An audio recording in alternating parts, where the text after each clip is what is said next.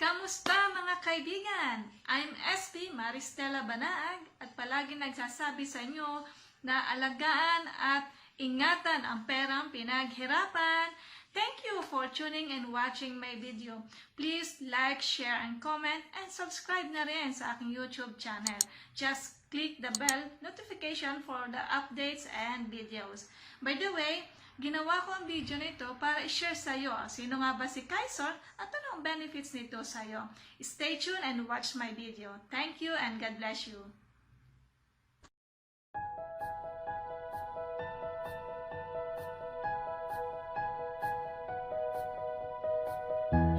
Sa Bangko Sentral ng Pilipinas, 3 out of 4 na mga Pilipino ang walang savings.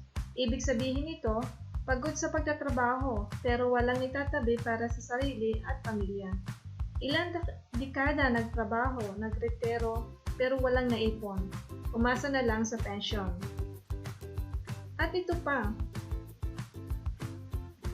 8 out of 10 nating mga OFW ay walang ipon ayon sa Commission on Overseas Filipinos at 1 out of 10 OFW go to bankrupt. Ibig sabihin, ng ibang bansa sila, iniwan ng pamilya, sinakripisyo ang panahon, pagod at pangungulila, pero nauwi lahat sa wala. Napakasakit. Pamilyar ka ba sa mga senaryo na ito? Ayon sa isang survey, sa ating mga senior citizen, 23% ang kailangan pa magtrabaho para mabuhay. 30% ay nakadepende sa charity tulad ng PCSO, DSWD, at iba pa. 45% ay nakadepende sa mga anak, at 2% lang ang may financial independence. Gusto mong mabilang sa 23% na kailangan pa magtrabaho para mabuhay? Gusto mo bang mapasama sa 30% na nakadepende sa mga charity o sa 45% na nakadepende sa mga anak? Nakakalungkot, pero ito ang reality. Magtatrabaho ka, ubos ang sweldo mo sa bayarin, wala kang naiipon, at baon ka pa sa utang. Tingnan mo ang mga pictures nito na isang halimbawa. Sila ang mga sikat na artista noon, pero dumating ang isang senaryo ng pagkakasakit. Marahil hindi natin alam kung ano yung mga dahilan nila, pero bakit nagkaganito sila. Maging handa sa lahat ng oras, lalo sa pagkakasakit. Kasi one major illness can wipe out all of your investment. Isang OFW, 82 years old, walang savings. Tumanda na sa abroad, hindi makauwi kasi walang pera at insurance. Natatakot umuwi sa Pilipinas kasi sabi niya, hindi niya napaghandaan ang kanyang pagtanda habang nagtatrabaho siya. Heartbreaking yung katagang sinambit niya. Sana noon ko pa nalaman itong tinatawag nila investment sa panahong malakas pa ang katawan ko. Marami pa akong perang kinikita. Ngayon, matanda na ako, di ko na kayang magtrabaho at wala man lang akong investment. Kaya dito na lang ako magpapakamatay sa abroad. Dahil covered ako ng government healthcare. Masakit man pero pilit niyan tinanggap ang katotohanan.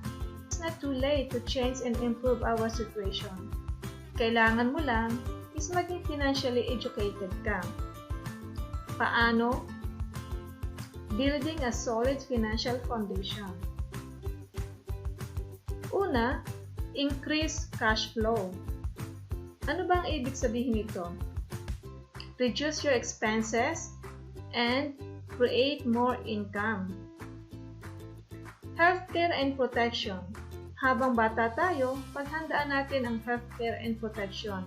Para sa pagtanda, meron tayong magagamit. Yes, OFW, empleyado, meron kang short term. Kaso, ang problema, kapag umalis ka sa iyong company o nag-for good sa Pilipinas, hindi mo na yan madadala.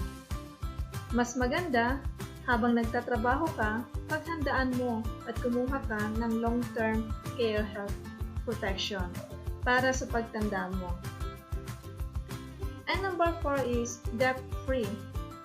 Hanggat maaari, i-priority mo magbayad ng utang para maiwasan ang patong-patong na interes. para hindi magbigay ng sakit ng ulo. Emergency and investment. Emergency fund, based on the financial experts, sabi nila, dapat meron kang 3 to 6 months na nakasave sa iyong ATM at bank saving account. Bakit? Anytime mawawalan ka ng trabaho, anytime magkakasakit ka o isa sa family mo, anytime masisira yung bahay mo o yung car mo o maghahanap ka ng trabaho. So, mas maganda na may handa kang emergency fund na anytime, anywhere, pwede mo siyang kunin. And the last step is investment. Ano ba ang goal mo? Bakit ka mag-i-invest? Ito ba ay para sa education fund ng iyong mga anak? Para ba ito sa retirement fund mo? Pagtanda? Para ba ito sa travel goal mo? At etc.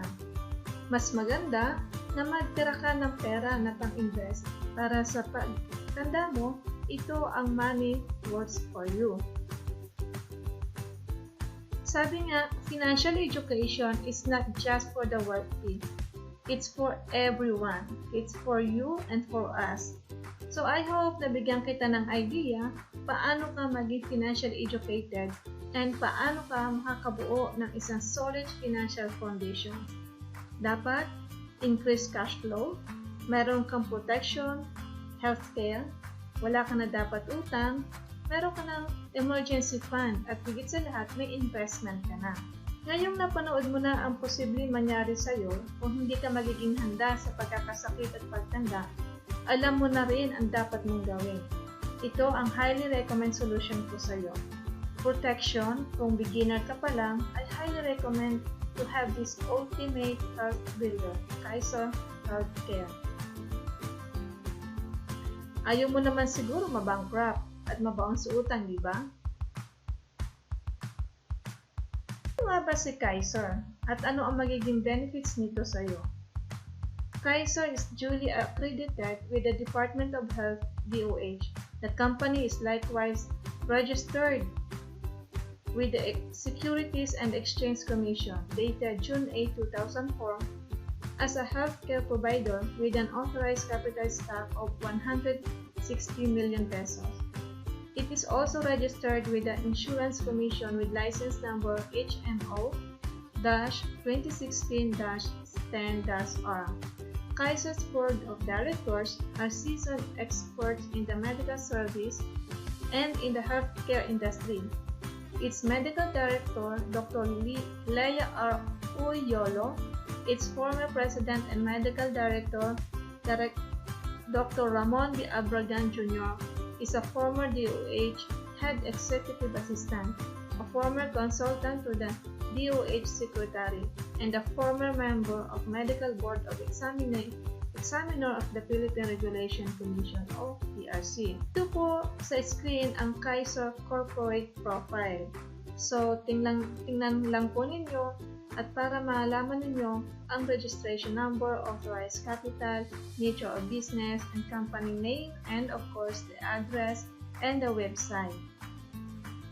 Network po ay may 250 hospitals and 270 clinics nationwide, kahit sa Metro Manila, Luzon, Visayas, at Mindanao.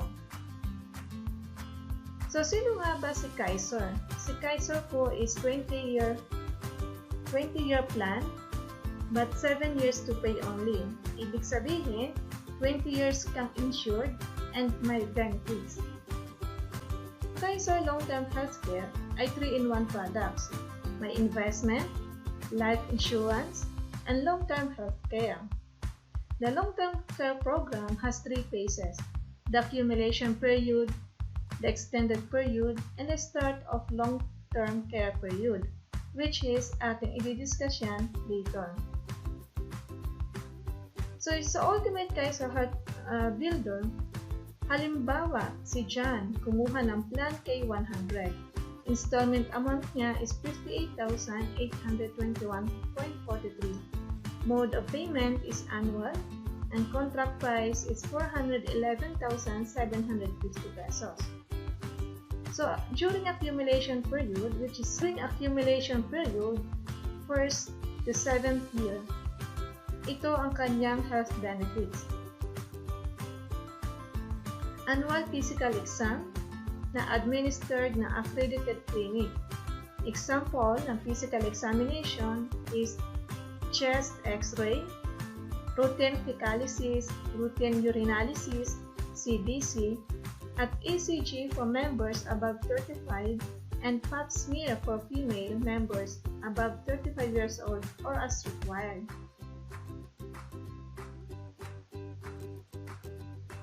Number 2, dental benefits. Unlimited dental checkups, unlimited simple tooth extraction, once a year free dental prophylaxis, recementation of jacket, crowns, inlays, onlays, and minor adjustment of dentures. Number 3 is basic medical health benefits. Accredited po yung physician's fee, yung mga bayad, specialists, surgeons, and anesthesiologists, and of course, yung operating room, and hospital intensive care. Members' choice of room and board up to 1,000 pesos a day. 5 is yearly medical benefit of 60,000 pesos a year after po na makapagbayad for the first year of the total premium. Long-term care bonus. Ito po yung 85% of 411,750 pesos. Yan po yung contract price ni Jan na kumuha noong edad 22 years old. Hawa, wala kang na-claim within 7 years of accumulation period. Ibabalik sa iyo ang 85% ng plan mo. Sa example plan natin na K100, ang 85% ng 411,750 ay 350 pesos. 350,000 pesos. Ibabalik ito sa iyo at the end of the 20th year of maturity date. So, ano naman yung insurance benefit? Term life insurance, if the plan holder dies, the beneficiary will receive an amount equal to the sum of the long-term benefit and the long-term bonus. Sa K100 plan, automatic na mayroon kang 100,000 pesos plus yung 350,000 pesos equals 450,000. So, yun ang ibibigay o marireceive ng iyong beneficiary once na namatay si plan holder. So, ano naman yung accidental death and dismemberment? If policy holders die due to accident times 2 ang insurance coverage na makukuha ng beneficiary.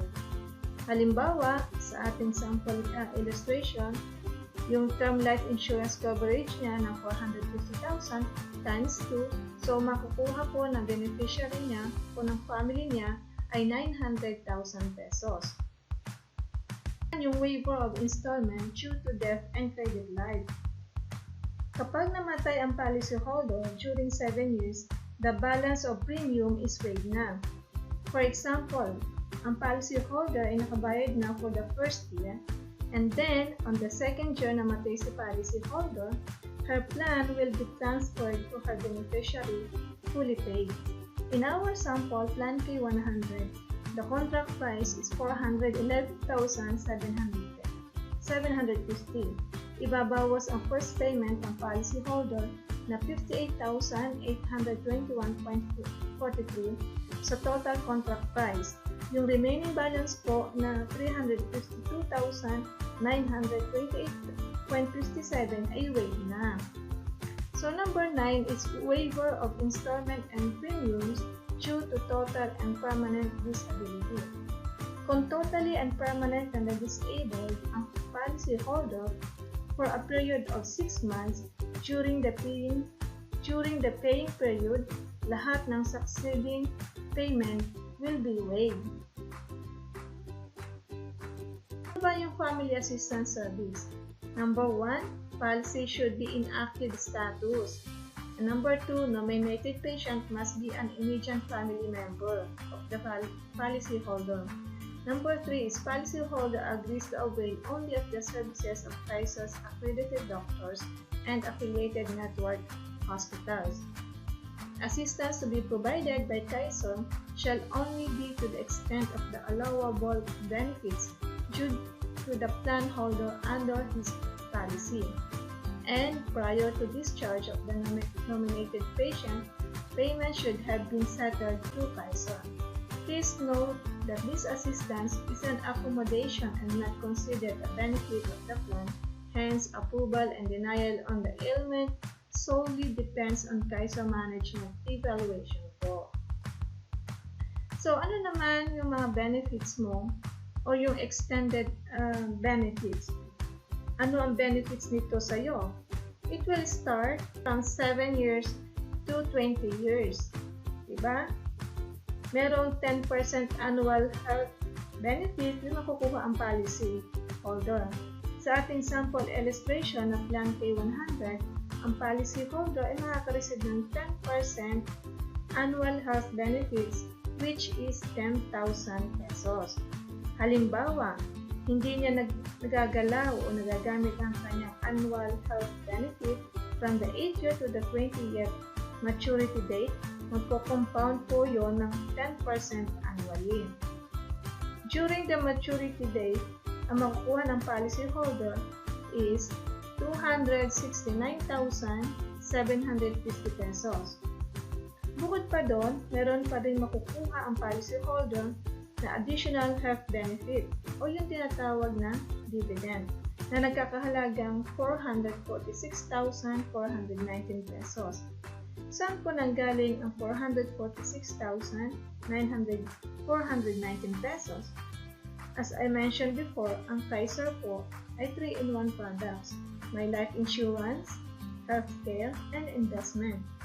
Ang additional health benefit ay galing sa inyong investment, part ng inyong pera. Ang tawag po dito ay dividend from the second year. Nag-start na po kumita ang inyong pera doon sa investment part. Pwede pong malaki ang makukuha ninyo, depende po sa market, ranging from 3% to 13%.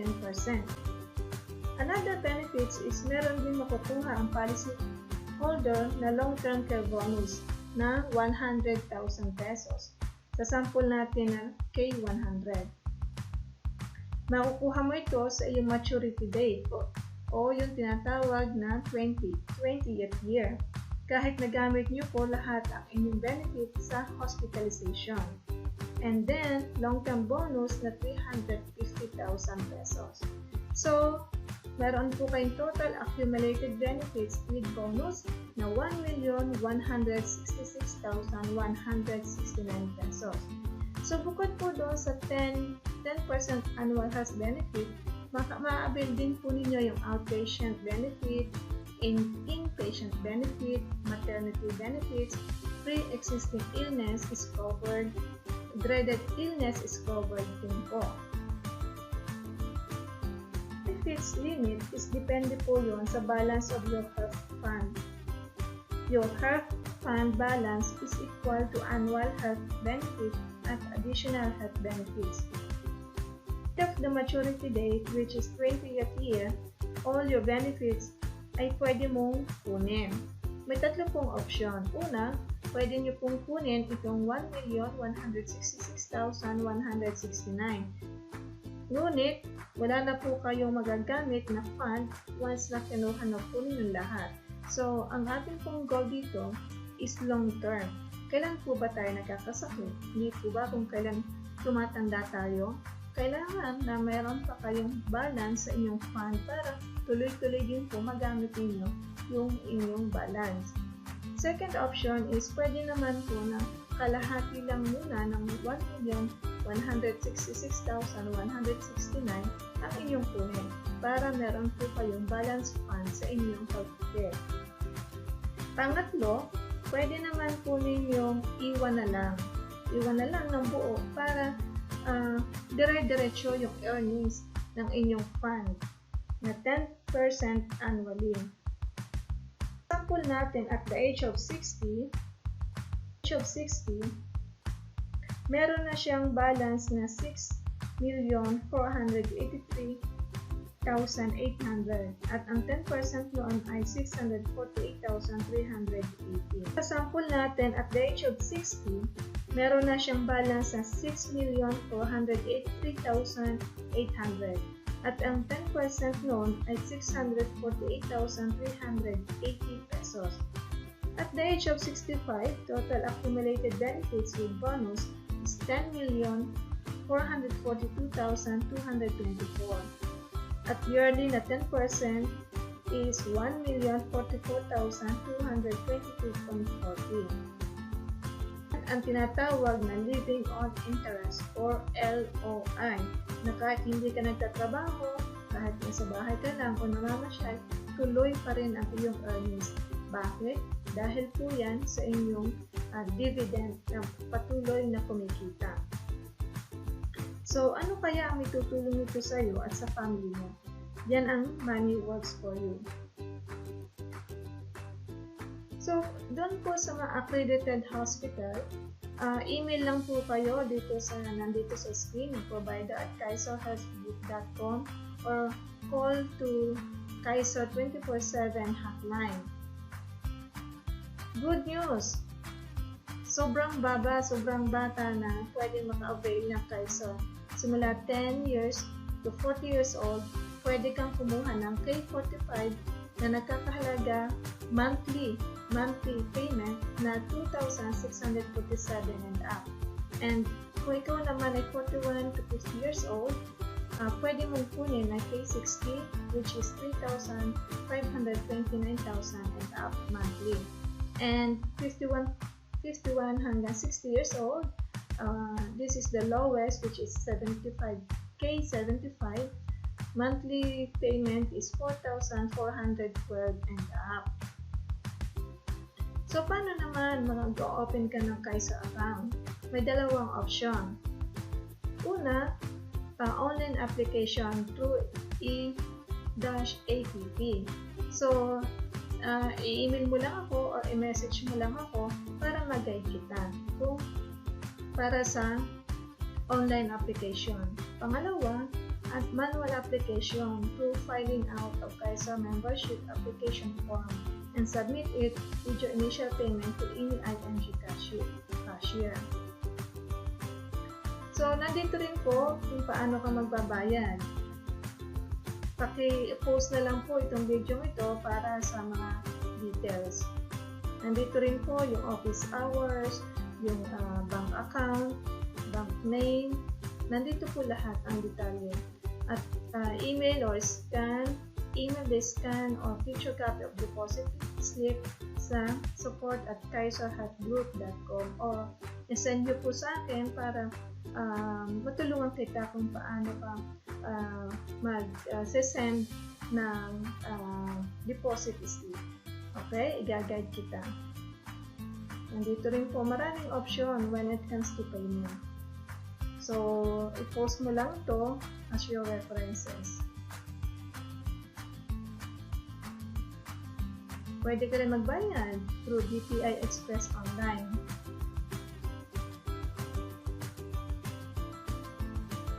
Pwede rin po pwede ka rin mag-issue ng post-dated check. Yan po ang sample. Pwede rin po kayo magbayad over the counter sa any IMG bank accounts. Ito po ang mga accounts. So, just copy. Pili lang po kayo ng isa kung saan mas malapit sa inyong place.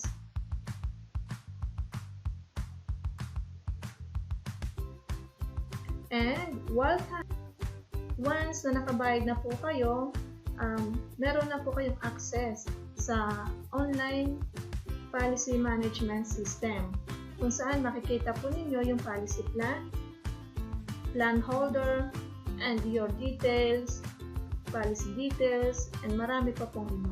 So, meron na po kayong access anytime, anywhere, pwede po ninyo itong bisitahin. Magpo-provide po kayo ng inyong password.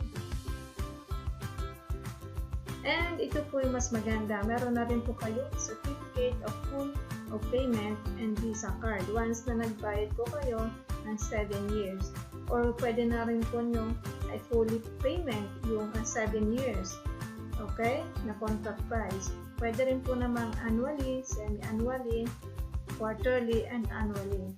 As long as na paying period is 7 years. Okay?